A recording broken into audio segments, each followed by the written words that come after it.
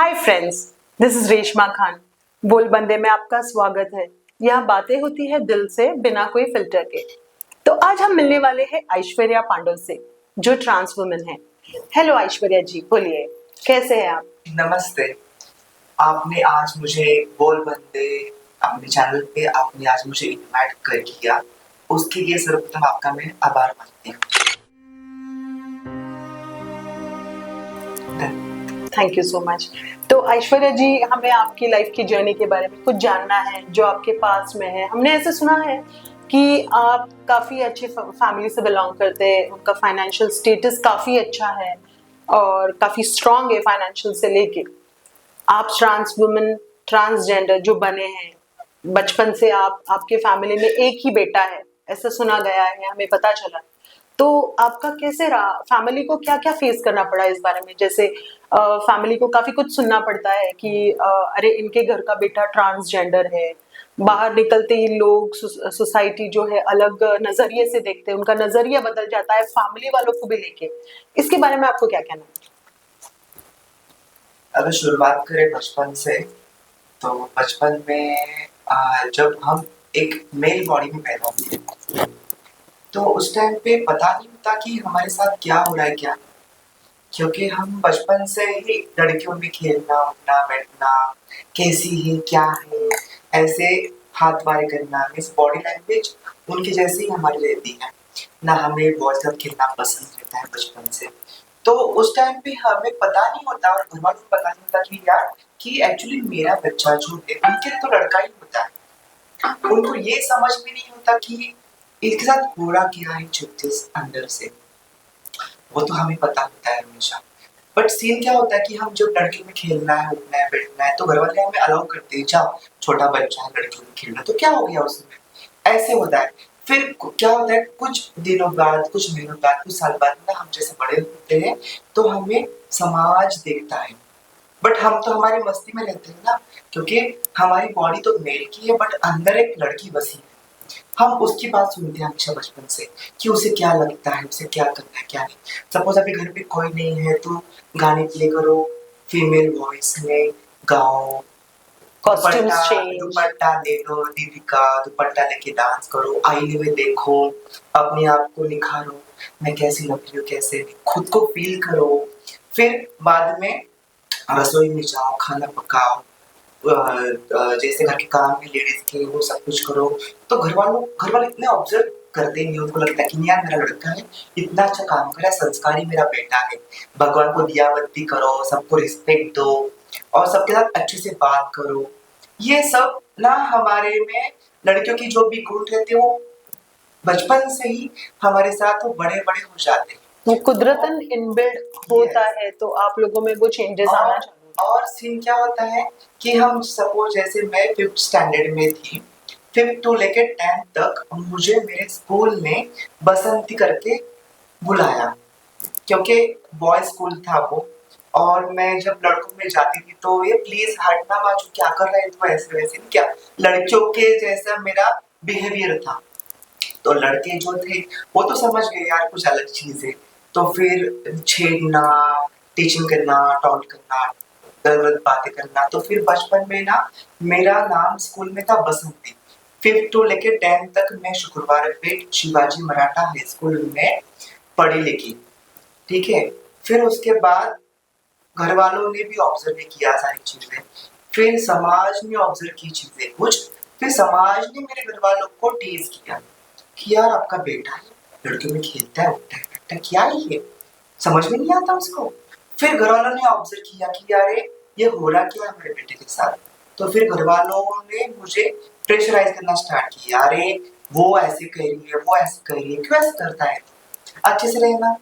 फिर डॉक्टर के पास लेके जाना, डॉक्टर की ट्रीटमेंट चालू करना, या फिर किसी इसका कुछ बाहर का इलाज हो गया है क्या, चलो फिर इसे कुछ भगवान के पास दिखाएंगे। वो भी ट्रीटमेंट स्टार्ट की मेरे घर वालों ने मेरे साथ। जब फिर मैं 11th 12th में गई तो फिर 11th 12th में लड़कों ने नाम दिया मुझे ताई करके, क्योंकि मेरा बिहेवियर था लड़कियों के जैसा बट मेल बॉडी में थी। तो उस टाइम पे कंफ्यूज थी कि क्या हो रहा है क्या नहीं। उस टाइम पे मेरी ये 17-18 साल की रही, समझ में नहीं था मुझे कि मैं क्या करूँ क्या नहीं। तो फिर काफी कंफ्यूज रहने की, मैं काफी रोने की, कि मैं सोचती कि यार ये लोग मुझे ऐसे क्यों टीज करे हमेशा। और हमेशा एक ही वर्ड था कि ये बाइला है, छक्का है, मीठा है, ऐसे लोग अलग अलग नाम दे रहे कैटेगरी वाइज, बट इतना ध्यान देने की नहीं, हम इग्नोर करने के। फिर जब घर वालों ने ऑब्जर्वेशन स्टार्ट किया तब काफी तकलीफ स्टार्ट हो गई है मेरे साथ। तो फिर किधर जाना भी है तो शांत, किधर आना भी है तो शांत, ना ज्यादा बड़बड़ करना है ना कुछ। अगर कहीं जाते हैं बात करते हैं तो ज्यादा बात नहीं करना, तेरा कुछ लड़की की जैसा वापिस हंसना है बोलना है वैसा आ जाता है। ऑब्जर्वेशन स्टार्ट जैसे हो गया ना, तो फिर वहां पे ही मेरी लाइफ जो थी वहां पे स्पॉइलिंग स्टार्ट हो गई लाइफ। 18-19 साल की जो जब थी मैं, तब मुझे ये समाज ने एक बंधन में रख दिया। आप सोचो, तब मुझे कुछ पता ही नहीं है, मैं तो जस्ट मेरी जवानी में उमड़ रही थी, बह रही थी, और अंदर से बाहर, बाहर से अंदर, मीन्स लड़की थी अंदर की वो बाहर आने की, वहां पे डरती मारी वापस अंदर बैठने की। तो आप सोचो उस टाइम पे मुझे कितनी घुटन महसूस की होगी मैंने समाज को लेके। तो बाहर आना जाना ये सब कुछ सारी Stop चीजों हो पे गया। मुझे रिस्ट्रिक्शंस लगा। ओके। ज्यादा फोन पे बात नहीं करना। फिर उसके बाद में जॉब पे लगी, जॉब पे लगने के बाद भी मुझे हर एक टाइप जगह पे ना अलग अलग रोल था। जैसे एक जोकर कैसे रहता है कि पब्लिक के सामने वो अलग रोल करता है और अकेले रहता है तब अलग रोल रहता है उसका, वैसा ही मेरा था। मेरे स्ट्रेट फ्रेंड्स थे तो उनके सामने मेरा अलग रोल, फैमिली के सामने अलग रोल, मेरे कम्युनिटी मेंबर भी तो उनके सामने अलग रोल। और उस उन बीच में क्या होने का, जो अंदर की लड़की थी ना वो फटाफट बाहर आके स्माइल करके वापस जाने की अंदर। तो फिर वो समझ गया ये तो बीच में ऐसे क्या होता है, बीच में क्या होता है, ऐसे होने का। तो इतनी घुटन स्टार्ट हो गई मेरे साथ कि वो मैं बता एक्सप्लेन नहीं कर सकती, क्योंकि उस वे से मैं जब गुजर गई, मीन्स उस वे से गई ना, तो काफी जिल्लतें, काफी तकलीफ, काफी डिप्रेशन, काफी रोना, स्ट्रेस, ये सारी चीजें मेरे साथ बहुत हो चुकी। और कंटिन्यू अगर आपके साथ अगर वो चीज अगर होती है तो आप सोचो कि आप कैसे क्या सरवाइव करोगे। Exactly exactly. आपको जैसे तो घर वालों। शुरुआत ये जो थी, शुरुआत समाज ने की। ओके।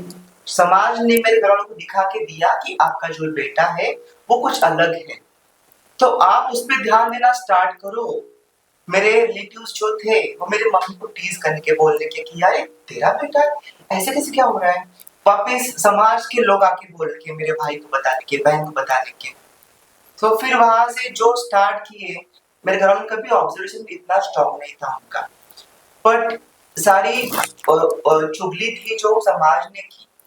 तो कभी कभी मैं सोचती हूँ कि यार ऐसे क्यों हुआ मेरे साथ, फिर कभी कभी सोचती हूँ चलो अच्छा हो गया, ये समाज ने मुझे एटलीस्ट, मेरी जो लड़की थी अंदर बसी हुई वो बाहर आके इतनी अभी अच्छे से फील कर रही है उसे, और अच्छे से रहना खाना पीना, अभी मुझे जो साड़ी पहननी है, जो खाना खाना है, गेटअप करना है, डांस के शोज में जाना है, तो मैं मेरी लाइफ जीती हूँ, काफी प्राउड फील करती हूँ अभी मैं।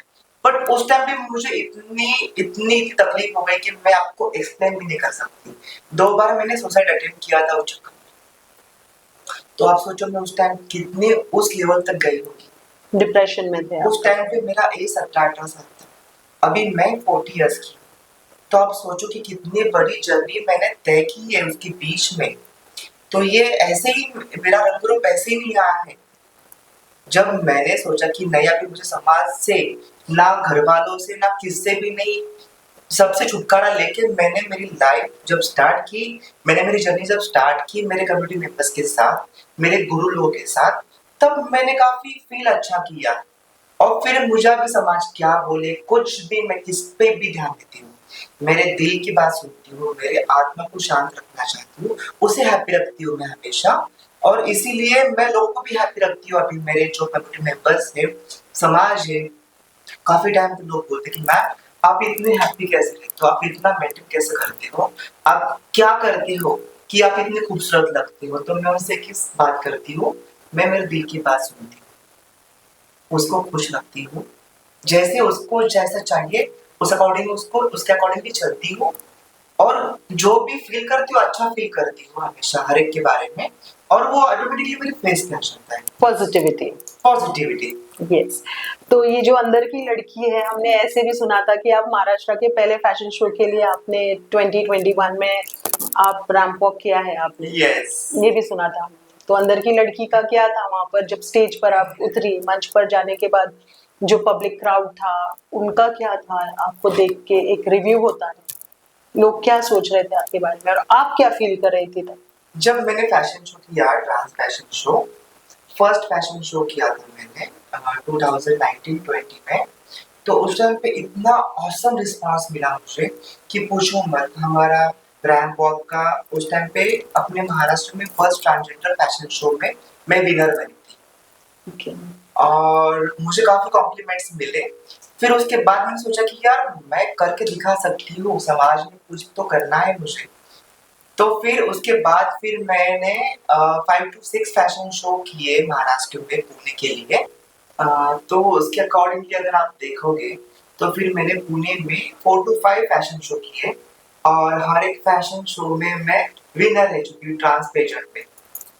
और फिर उसके बाद फिर मुझे काफी अपॉर्चुनिटी मिली अच्छी, कि एक फैशन शो में विनर बन चुकी मैं, तो उन्होंने मुझे डायरेक्टली क्या किया, ज्वेलरी फोटोशूट के लिए मुझे उन्होंने ऑफर दिया। फिर मेरा हमने कराओके स्टार्ट किया था, प्रैक्टिस भी की और फिर उसमें मुझे ऐसा लगा, फील हुआ कि यार मैं कुछ करना चाहती हूँ। मुझे सिंगिंग का बहुत शौक था, बट बाथरूम सिंगर थी उस टाइम पे मैं।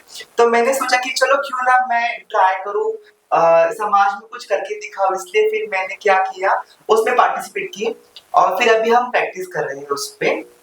देखते हैं कब हम वो लॉन्च कर सकते हैं, वो कराओके सिंगिंग ट्रांस कैटेगरी में हम वो एक शो लॉन्च करने वाले हैं जल्दी। इंशाल्लाह आप बहुत ही जल्दी वो शो भी लॉन्च करेंगे। जैसे आप तो मल्टी टैलेंट हो ट्रांस वुमन में, आप सिंगिंग करते हो, डांसिंग भी करते हो, Yes. आप मॉडल रह चुके हो, फिर चंदू काका श्रॉफ के होर्डिंग्स के ऊपर आपके फोटोज लगते हैं। तो बोल बंदे चैनल के लिए आपके 2 सुरीले बोल हमारे व्यूवर्स के लिए हो जाए कुछ सुरीली आवाज में आपके। ओके, क्यों नहीं।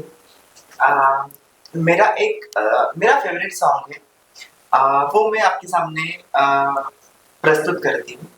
वो भी 2 ही वर्ड्स जाता जी है जी जी। कि मैं बाथरूम सिंगर हूँ। और फर्स्ट टाइम फिर मैं कराओके में हम प्रैक्टिस करके अभी हम शो लॉन्च करना है हमें, बट टाइम है उसके लिए। बट आप मुझे बता रहे हो, इंसिस्ट कर रही हूँ मैं हाँ, आपको कि हमारे इसलिए बोल बंदे चैनल के लिए 2 सुरीले बोल। उसके लिए मैं थोड़े से लफ्ज मेरे आपके सामने बयान करना चाहती हूँ। शुक्रिया, अर्ज करिए। हाँ जी, शुक्रिया। चुरा लिया है तुमने जो दिल को, नजर नहीं चुराना सनम, बदल के मेरी तुम जिंदगानी, ला ला ला ला, कहीं बदल ना जाना सनम। हो लिया दिल, हाय हाय मेरा दिल, हाय दिल लेके मुझको ना तड़पाना, चुरा लिया है तुमने जो दिल को, नजर नहीं चुराना सनम।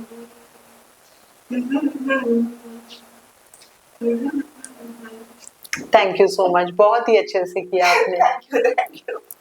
इसके अलावा हमने सिंगिंग तो काफी अच्छी कर लेती है आप। उसके अलावा हमने ऐसे भी सुना था कि आप शिखंडी दोल ताशा पतक में वादक हो। जो पहले ट्रांसजेंडर्स का जो पतक निकला था उसमें आप लोगों ने ही शुरुआत किया था। तो इसके बारे में आप कुछ कहना चाहेंगे, कैसा था आपका ये सफर जब आप लोग रास्ते पर आए और दही हंडी हो, गणेश उत्सव का जो है सिटी से लेके सदाशिव पेट तक जो आप गया, आपका जो भी रैली जाता है, तो आपको उसमें कैसे फील हुआ ये सब करते हुए? जब एक्चुअली क्या सीन था ये कि हमने वो टाइम देखा कि लड़के लोग, लड़कियां लोग ढोल बजाते हैं और मैं हर साल जाती थी देखने के लिए सब वो ढोल पतक। तो मुझे ऐसा फील होने का किया यार मैं कब जाऊं, मैं कब उतरू मार्केट में। बट हमें कोई सपोर्ट नहीं था, ना हमारी टीम थी उस टाइम पे। बट सिर्फ हम भीड़ में जाने के, भीड़ में देखने के सब लोग कैसे बजा रहे कैसे नहीं, और फिर हमें काफी इंटरेस्ट आने का, और उस टाइम पे हम डांस करने की रोड पे उनको देख के, पर हमने कभी सोचा नहीं कि हम भी ढोल बजा सकते हैं। तो फिर हमारे एक ग्रुप में हमारी मीटिंग हुई, उस ग्रुप में मीटिंग होने के बाद फिर लॉन्च किया ग्रुप, हमने ग्रुप लॉन्च करने के बाद फिर बेसिक नीड क्या क्या आती है, मैन पावर आती है, उसके साथ इंस्ट्रूमेंट्स होते हैं, इंस्ट्रूमेंट चाहिए, उसके लिए सबसे इम्पोर्टेंट चीज होती है पैसे की और टाइम फाइनेंशियल। की और स्पेस की कि हम कहाँ पे करें। तो फिर हम 4 बंदे इकट्ठा हुए, 4 बंदे इकट्ठा होने के बाद फिर 4 से 8, 8 से 10, 10 से 15 लोग इकट्ठे हुए।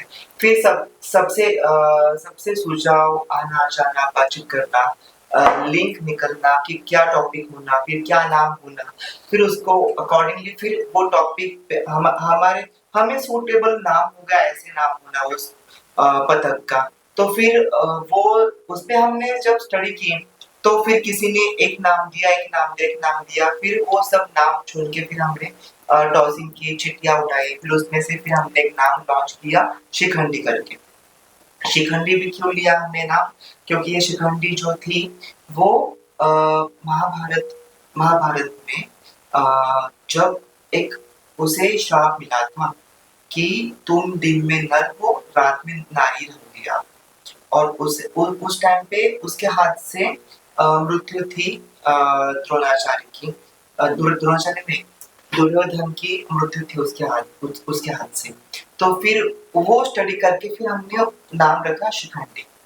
तो वो हमारा नाम भी काफी यूनिक था। फिर हमने जब हमें स्पॉन्सरशिप नहीं मिलती थी तो हमारी टीम में जाके कुछ बंदे थे मेरी टीम के, हमारी टीम के, तो हम जाके स्पॉन्सरशिप लेके आए। फिर कहाँ से जुगाड़ किया, ढोल का जुगाड़ किया, फिर स्पेस का जुगाड़ किया। फिर हमें नाथ ब्रह्मा वालों ने फिर हमें कहा कि हम आपको सिखाएंगे, आप हमारे अंडर ऑब्जर्वेशन में रहेंगे, आपको हम सिखाएंगे और आपको हम चांस देंगे ढोल बजाने का गणपति में। तो हम काफी एक्साइटेड थे। तो फिर हमें हमारे उस टाइम पे काफी न्यूज चर्चे में थे कि यार ट्रांसजेंडर का ढोल पतक है, वो वादक करके मार्केट में उतरने वाले। तो फिर काफी हमें काफी रिस्पांस अच्छा मिला, और रिस्पांस अच्छा मिलने के बाद हमने काफी लास्ट ईयर काफी अच्छा ढोल वादन जो था काफी अच्छा किया हमने, और हमें काफी रिस्पांस अच्छा मिला। जैसे कि आपने कहा कि अंदर की लड़की अंदर आती थी, फिर वो बाहर जाती थी, फिर अंदर आती थी, ये आना जाना तो लगा ही रहता था। तो वैसे आपने आपका घर, एक टाइम ऐसे आया कि आपको आपका घर छोड़ना पड़ा, तो इसके पीछे की हिस्ट्री क्या है? जब समाज ने उनको दिखाया कि आपका जो बेटा है कुछ अलग बर्ताव करना, थोड़ा ध्यान दीजिए आप उस पे, भाई के दोस्तों ने भाई को बताया, समाज ने बताया, तो फिर वहां से जैसे मेरी लाइफ जो थी वहां से स्पॉइल होना स्टार्ट हो गई। फिर घर वालों के दबाव में, प्रेशर में आके मैंने कुछ साल घर वालों के साथ रही, और उनकी डिमांड ये थी कि आप जैसे हो वैसे रहना मेरे साथ, ना बाल बढ़ाना ना खून बढ़ाना, जैसे हो वैसे रहो, आपको हम एक्सेप्ट करेंगे। बट मुझे घुटन हो रही थी वहां पे रहने के लिए, कैसे क्या रहूं उनके साथ में, क्योंकि घर में आने के बाद फोन ज्यादा बात नहीं करना, ना ज्यादा किसी के साथ हंसना। मेरे भाई के दोस्त आए तो फिर मुझे भाई बोलेगा कि जाओ ऊपर जा, टेरेस पे जाके बैठ, तो फिर वहां पे टाइम जाने का। फिर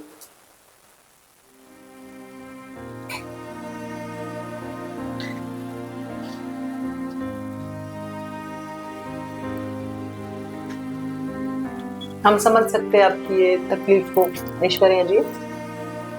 आपने काफी तकलीफों का सामना किया है, सोसाइटी को लेकर, घर वालों को लेकर, काफी प्रेशराइज किए आप। कैसे उभर पाई इन चीजों से आप?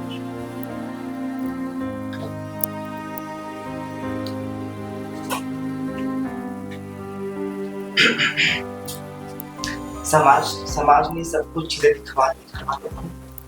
फिर मैंने घर छोड़ दिया। तो फिर घर से जब मैं बाहर निकली तो काफी कठिनाइयों से मैंने सफर स्टार्ट किया मेरा, क्योंकि जब मुझे घर से बाहर निकाला, क्यों निकाला, क्योंकि उनको समाज में रहना था और उनको पहले समाज की सारी चीजें इम्पोर्टेंट थी, उन्हें उनका बच्चा इम्पोर्टेंट नहीं था उस टाइम पे। वो उनकी जगह पे सही थे, बट उस टाइम पे मैंने काफी सारी चीजें फील की, कॉम्प्रोमाइज किया, सारी चीजों को लेके चली। फिर 2 दिन मैं बस स्टैंड पे रही, बड़ा पाव खा के दिन निकाले मैंने। फिर मेरे कम्युनिटी मेंबर्स के पास जाके रही।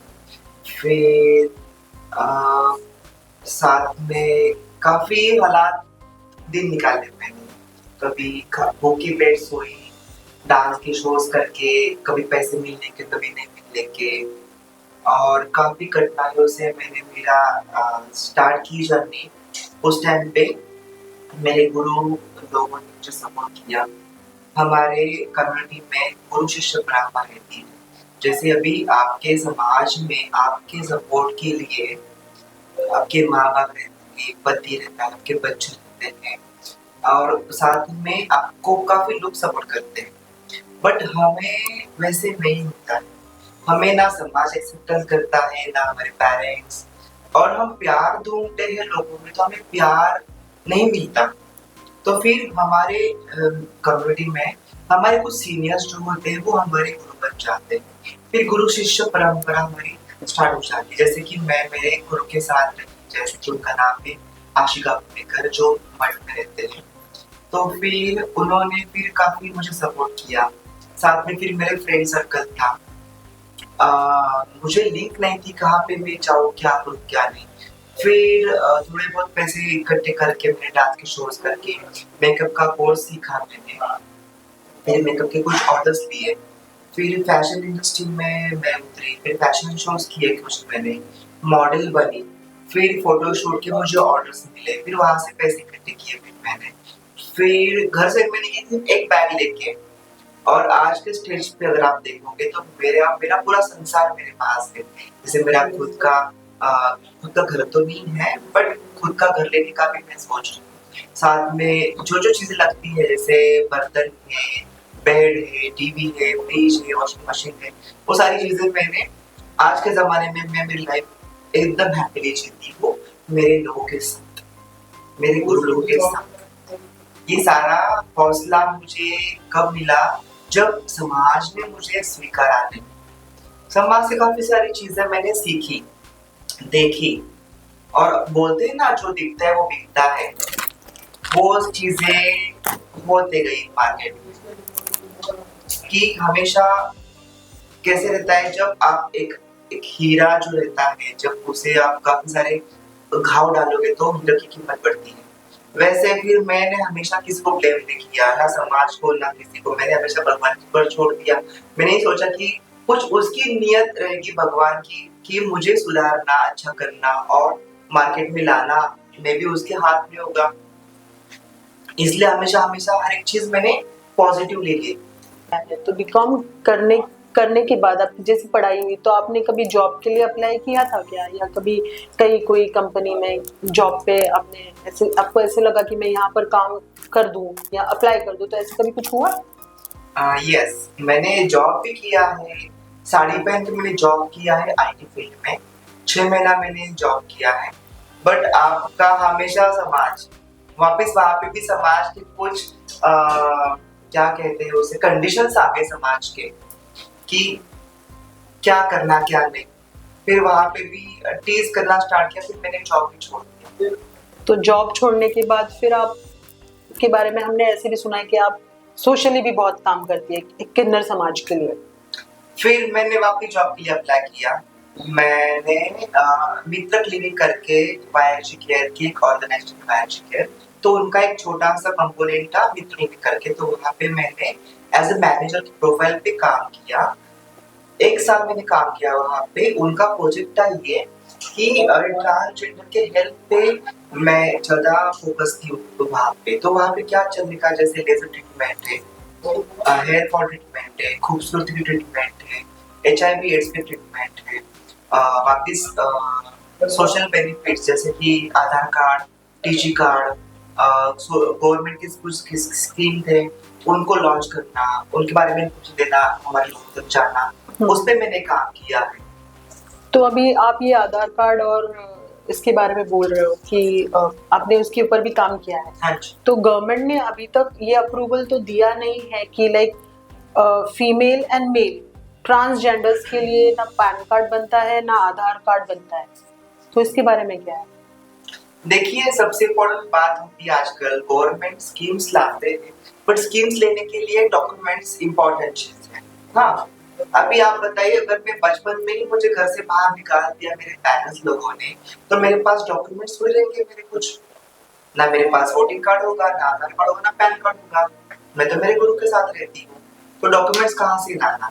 गवर्नमेंट तो बताती है कि आपको ये स्कीम से वो स्कीम से, बट उसको पूरा करने के लिए हमारे पास डॉक्यूमेंट्स कहाँ से?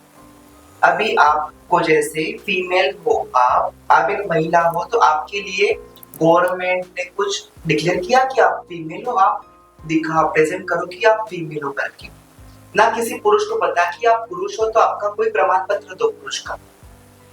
हम ट्रांसजेंडर हैं, तो हमारा प्रमाण पत्र मांग रहे हैं आपका समाज का गवर्नमेंट। चलो, उसके लिए भी हमने अप्लाई किया। टीजी कार्ड गवर्नमेंट ने निकाला है, टीजी कार्ड, उसका बेनिफिट क्या दिया हमें? कुछ भी नहीं। टीजी कार्ड अगर आप निकालते हो तो उसको डॉक्यूमेंट्स लगता है आधार कार्ड। आधार कार्ड के लिए भी हमने अप्लाई किया, आधार कार्ड भी मिल गया हमें, टीजी कार्ड भी मिल गया हमें, पर उसका फायदा क्या आगे जाके? तो गवर्नमेंट को मुझे ये कहना है कि आप जो भी स्कीम्स लाओगे ना, तो वो हमारे टीजी कार्ड के अकॉर्डिंगली हमें स्कीम्स दे दो, तो ज्यादा बेनिफिट हमें मिल सके। ये प्रमाण पत्र देखिए आपने क्या हमें दिखाया समाज के सामने किया। अप्रूवल जो प्रमाण पत्र किसको मिलता है? कोई अपंग व्यक्ति है, कोई अंधा है, हैंडीकैप है, उनको प्रमाण पत्र देखिए आप शो करते हो कि आपको कोई बीमारी है। तो वैसे हमें भी गवर्नमेंट ने आधार कार्ड जो हमारा आइडेंटिटी कार्ड देके हमें प्रूव कर दिया कि हम कुछ अलग है। तो वो मिल गया है आप लोगों को? हमें टीजी कार्ड तो मिला है, बट हमें आखिर समाज ने और गवर्नमेंट ने भी ये डिक्लेयर कर दिया ना कि हमें कुछ बीमारी है और ये बीमारी का प्रमाण पत्र ये लो, आपका टीजी कार्ड। ये दिखा के आपने क्या जाहिर किया? हमें वापिस हमें समाज के बाहर फेंक दिया आपने, गवर्नमेंट ने। अगर बाहर फेंक दिया तो फिर उसी टीजी कार्ड को लेके आप हमें बेनिफिट दे दो ना, वो भी नहीं हो रहा। तो बेनिफिट्स तो अभी पता नहीं वो कब मिलेंगे, वो तो आप लोगों को ही, आप लोगों की लड़ाई लड़नी है। उसके अलावा मेडिकल इश्यूज होते हैं आप लोगों के, तो ससुन में हमने ऐसे सुना है कि ट्रांसजेंडर का एक प्रॉपर डिपार्टमेंट बना है, वो तो गवर्नमेंट ने अप्रूवल दे दिया है आप लोगों को, और काफी लोग आप लोगों के एडमिट भी होते हैं वहां पर। उसके अलावा इंश्योरेंस पॉलिसीज जो होती है उसका अप्रूवल नहीं मिला है आप लोगों को, राइट? अभी आपको मैं एक किस्सा सुनाती हूँ। आपने ऐसे कहा कि ट्रांसजेंडर वार्ड ससुन में लॉन्च हुआ है ट्रांसजेंडर के लिए। मैं जब क्लिनिक में जॉब पे थी, तो मेरे पास एक केस ऐसा आया था कि उसकी बॉडी पूरी मैनली है, बट उसका इनर सोल फीमेल का है। आप बताओ, इसे कौन सा पुरुष आपके बताएगा कि मैं ट्रांसजेंडर को डिक्लेयर करेगा चारों के सामने? नहीं करेगा। क्यों? क्योंकि वो पुरुष है। कौन डिक्लेयर करेगा? जिसका इनर सोल फीमेल का है, वो इकोनॉमिकल कम है, बट उसके पास पैसे नहीं है सारा चेंज करने के लिए, बट उसका इनर सोल फीमेल का है। अगर वो बंदा आके मुझे कहता है कि दीदी मैं ट्रांसजेंडर हूँ, मुझे ऐसी बीमारी, तो आप मुझे प्लीज एडमिट करो। मैं ससुन में लेके गई उस बंदे को, मेरे कम्युनिटी मेंबर्स को, तो वहां पे केस पेपर निकाल के डॉक्टर के पास जब लेके गई मैं, डॉक्टर ने क्या कहा, ये ट्रांसजेंडर कहाँ से लगते हैं, ये तो मेल है। मैंने कहा आप कैसे आप बात कर सकते हो? वो डिक्लेयर कर रहा है मेरे सामने, आपके सामने कि वो ट्रांसजेंडर है, तो आप उसका मैनली जो भी चीजें है वो आप देख कैसे कैसे बोल सकते हो? किसमें ऐसे गट्स है कि ओपनली बता सकते कि मैं ट्रांसजेंडर हूँ? स्ट्रेट बंदा तो नहीं आ सकता ना। तो फिर वहां पे प्रश्न चिन्ह कहाँ पे आया? सेंसिटाइज का। इतना बड़ा गवर्नमेंट हॉस्पिटल है, वहां पे हमारा वार्ड भी है, बट डॉक्टर को सेंसिटाइज करना इंपॉर्टेंट बात है, वहां पे डॉक्टर सेंसिटाइज नहीं है अभी तक। कितनी बड़ी दुखद बात है, आप सोचो, एक डॉक्टर होके डॉक्टर को इन्फॉर्मेशन दिए ट्रांसजेंडर क्या चीज है, क्या है। अब क्या हो रहा है समाज में, ऐसा भी देखा जा रहा है कि बहुत सारे ट्रांसजेंडर्स जो है वो कॉस्मेटिक सर्जरीज करा रहे हैं, तो इसके बारे में आपका क्या बोलना है? लाइक क्यों करा रहे हैं कॉस्मेटिक सर्जरी? अपने पांचों उंगलियां सेम है क्या? नहीं है, अलग अलग है। जिसके पास पैसा है वो खुद ब खुद चेंज कर लेता है अपने हर एक चीज। बट अभी सपोज कोई गरीब है तो कैसे कर लेगा?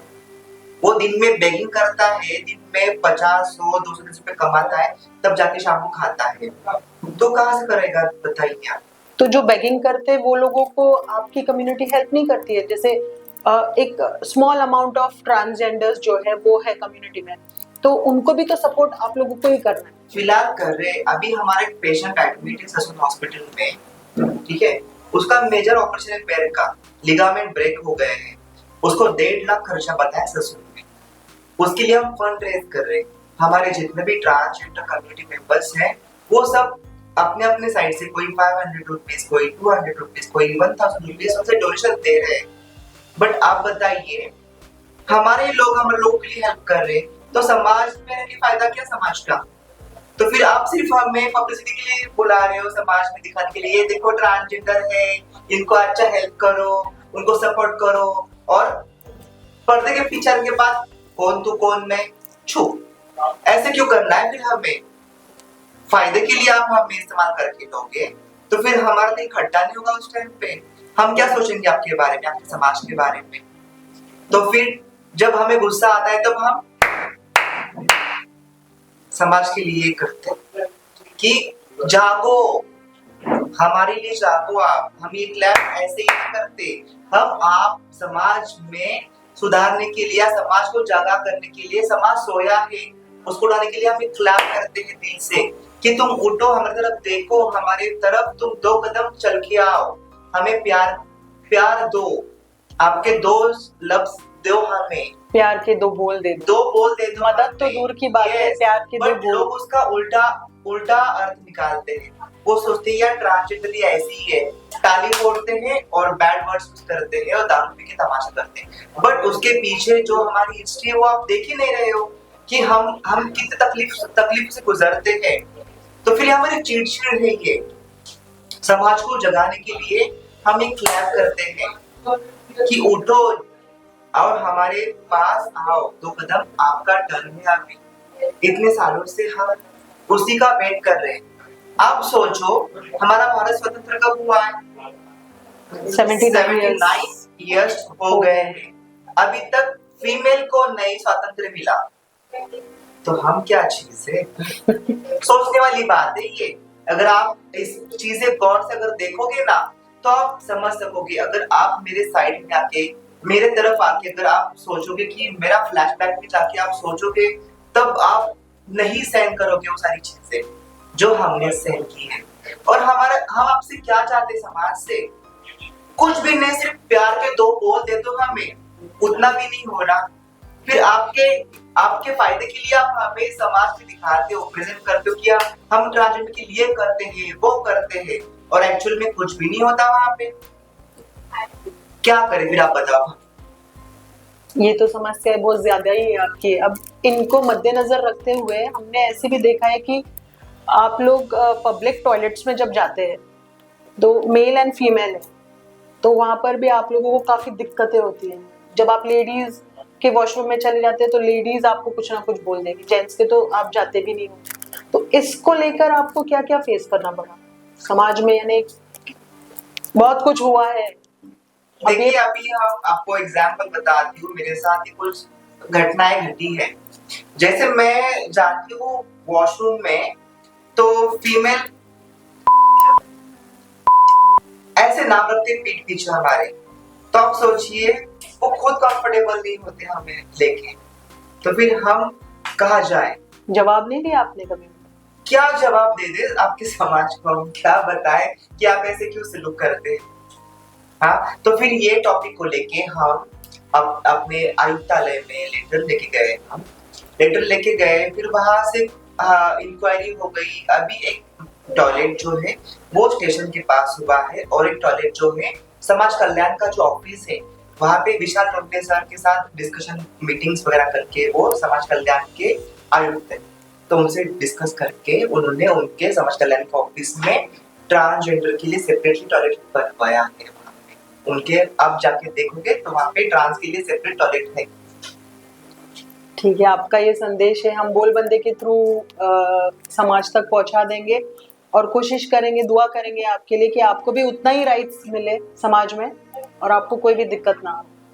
मैं भी समाज से और बोलबंदी के थ्रू आप सबको यही कहना चाहती हूँ कि आप जो भी हो हमें एक्सेप्ट कर दो। हमें आपसे ना 1 रुपए की डिमांड है ना कुछ, सिर्फ हम जैसे हैं हमें एक्सेप्ट कर लो और समाज में हम भी एक है वो लेके चलो।